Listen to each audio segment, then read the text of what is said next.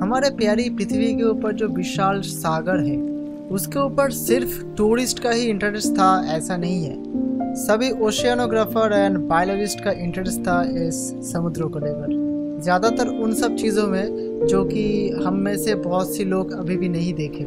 Snorkelling and scuba diving के अलावा समुद्र में जो सुंदर सुंदर मछलियाँ हैं और उसके अलावा भी बहुत सारे अतरंगी कलर का जो कोरल्स है वो आज भी बहुत सारे लोगों के सामने अनदेखा है। और ये जो अनदेखा है इसको ही लोगों के घर में, लोगों के ड्राइंग रूम में ले आता है ये मेरीन एक्वेरियम, जो कि बहुत ही सुंदर होता है एंड समुद्र का बहुत ही छोटा सा एक हिस्सा होता है। ये जो मेरीन एक्वेरियम का ट्रेंड है ये क्या बहुत ही नया है? आप लोग सुन के बहुत ही हैरान रह जाओगे।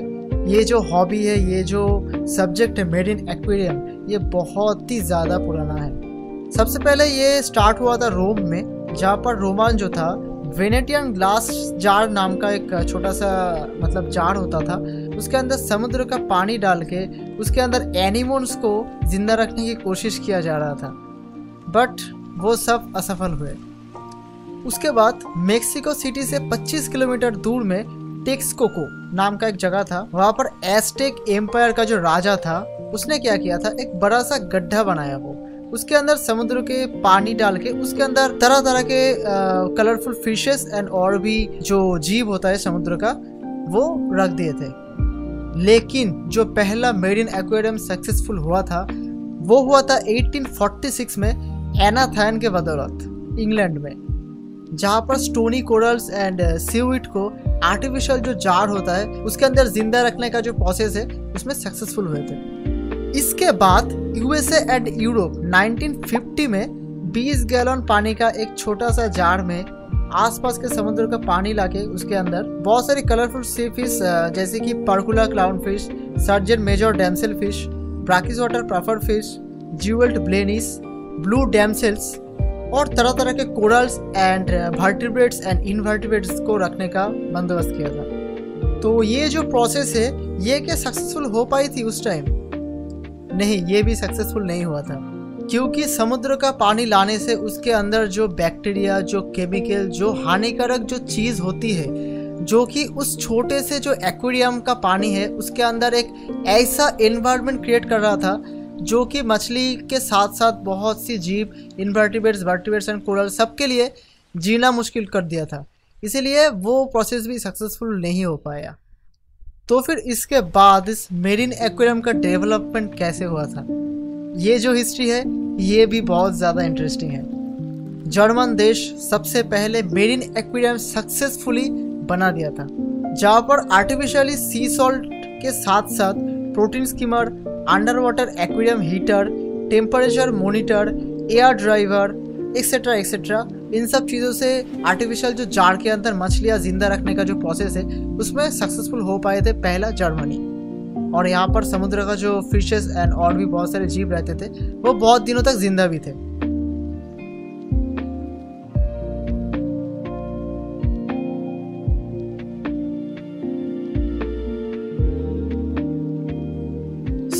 आप क्या इन सब चीज़ों से जुड़े हुए हो? हाँ, मेरा नाम है अभिषेक चौधरी और हमारा ऑर्गेनाइजेशन जिसका नाम है सीस्केप्स, इसके बदौलत वेस्ट बंगाल में हमारा पहला जर्नी शुरू हुआ था मेरीन एक्वेरियम को लेकर, जो कि आज पूरे इंडिया में 3rd रैंकिंग पे है, मुंबई और चेन्नई के बाद। तो ये सीस्केप्स का स्टार्टिंग कहाँ से हुआ था, ये सीस्केप्स कैसे शुरू हुआ था? सीस्केप्स का जर्नी बेसिकली मेरे जो अंदर का पैशन है, मेरा जो हॉबी है उसके बदौलत शुरू हुआ था। बहुत ही छोटे उम्र में मछलियों को पकड़ना, मछलियों के साथ खेलना, उनको पालना और प्यार करना, और उसके बाद एडल्ट एज में कल्याणी इंस्टीट्यूट में मैं बहुत सारी चीज़ों के ऊपर पढ़ाई भी की, जैसे कि marine science, marine biology, ornamental fishes. So Kalyani institute मुझे बहुत ही बढ़िया तरीके से रेडी किया था उस टाइम। इसके बाद मैं जब जॉब में चला गया तो थोड़ा थोड़ा करके सेविंग करके उसके बाद 2013 साल और 15 अप्रैल को सोदपुर में घोला रोड में एक बहुत ही छोटा 96 स्क्वायर फीट इलाके का एक छोटा सा जगह पर सिर्फ एक मेरीन एक्वेरियम से ये seascapes creative aquarium private limited का स्टार्टिंग हुआ। आज 2023 में सीस्केप्स का जगह किधर है? Thanks to you all friends, आज हमारा ये सीस्केप्स ये ऑर्गेनाइजेशन पूरे 800 स्क्वायर फीट का हो चुका है, जहाँ पर 50 से भी ज़्यादा मेरीन एक्वेरियम्स है और उसके अंदर 100 से भी ज़्यादा वेराइटीज़ का कलरफुल फिशेस होता है, जो कि हमारे देश इंडिया में 3 नंबर पे है, यानी 3rd रैंकिंग पे है। Quality marine fish selling, management and marketing of fish products, a complete marine aquarium management and maintenance, ये सब कुछ ये हमारा ऑर्गेनाइजेशन सीस्केप्स का काम है। और ये जो सीस्केप्स का काम है, इसमें फॉरेन कंट्री यानी इंडिया के बाहर भी बहुत ज़्यादा चर्चा है इसका सीस्केप्स का। तो मेरा ये सीस्केप्स बिल्ड करने का एक बहुत ही बड़ा मकसद है, पहले तो हमारे देश और सब लोगों को ये समझाना कि सिंथेटिक मेरीन एक्वेरियम क्या होता है। बहुत से लोगों को नहीं पता कि एक्चुअल मेरीन एक्वेरियम होता क्या है। दूसरी बात, समुद्र का ये जो खूबसूरत चीज़ है जिसको हम एक्वेरियम सेटअप बोलते हैं, उसको आप सब लोगों के घर में आपके ड्राइंग रूम में ले आना, जिससे स्ट्रेस रिलीफ के साथ साथ पॉल्यूशन भी रिमूव होता है। तीसरा, ये जो मेरीन एक्वेरियम का बिजनेस है, इसको फॉरेन कंट्री यानी कि इंडिया के बाहर बहुत फैलाना है। इसमें क्या होगा, हमारे इंडिया देश को ही फायदा होगा। So what is coral trading? Coral trading होता क्या है? ऑस्ट्रेलिया का जो ग्रेट बैरियर रीफ है, जिनके बारे में हम सब लोगों को पता है कि वो कितना सुंदर है और कितना बड़ा है। हम सभी लोग जानते हैं कि समुद्र के अंदर से कोरल को तोड़ना और उसको हैबिटेट करना आपके मेरीन एक्वेरियम के अंदर, ये एक बहुत ही बड़ा क्राइम एक्टिविटी है।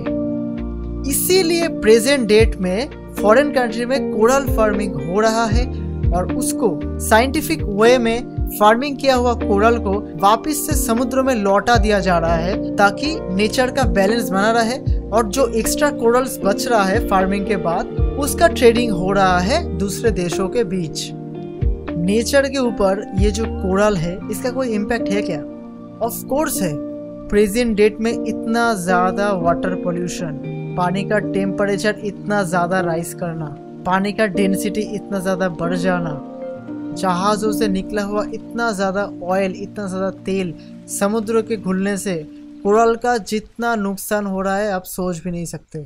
द थिंग इज, ये नेचर का बैलेंस बरकरार रखने के लिए 70% ऑक्सीजन प्रोड्यूस करता है नेचर में। Can you imagine?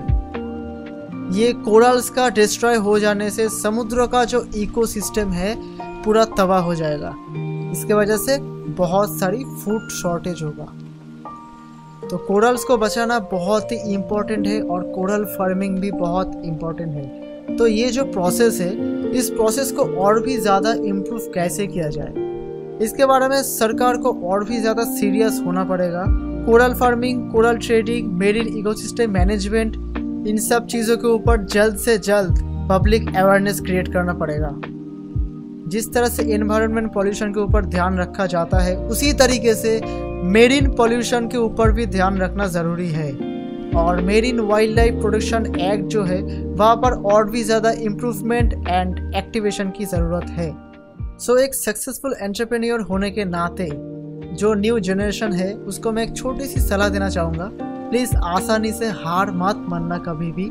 ज़िंदगी में बहुत कुछ करना है, सिर्फ और सिर्फ ड्रग एडिक्ट होकर मोबाइल चलाने से कुछ नहीं होगा। बहुत ही छोटे से शुरू करके एनिमल्स को प्यार करना, उनको पालना, एक्वेरियम्स बिल्ड करना, छत में या गार्डन में पेड़ लगाना, फल का गार्डन लगाना, फूल का गार्डन बनाना, इन सब चीज़ों के साथ साथ नेचर का जो बैलेंस है उसको मेंटेन करना एंड खुद का एक कैरियर बिल्ड करना भी एक बहुत ही अच्छा आइडिया है। तो अगर कोई नया इंसान मेरीन एक्वेरियम या समुद्र के ऊपर कुछ भी जानना चाहते हैं, मछलियों के बारे में या एनिमल्स के बारे में कुछ भी हो, तो मेरा यूट्यूब चैनल सीस्केप्स का सजेशन रहेगा। वहाँ पर आप सब वीडियोस देख सकते हो और मेरा कुछ पर्सनल सजेशन भी देख सकते हो। Thank you everyone, bye bye.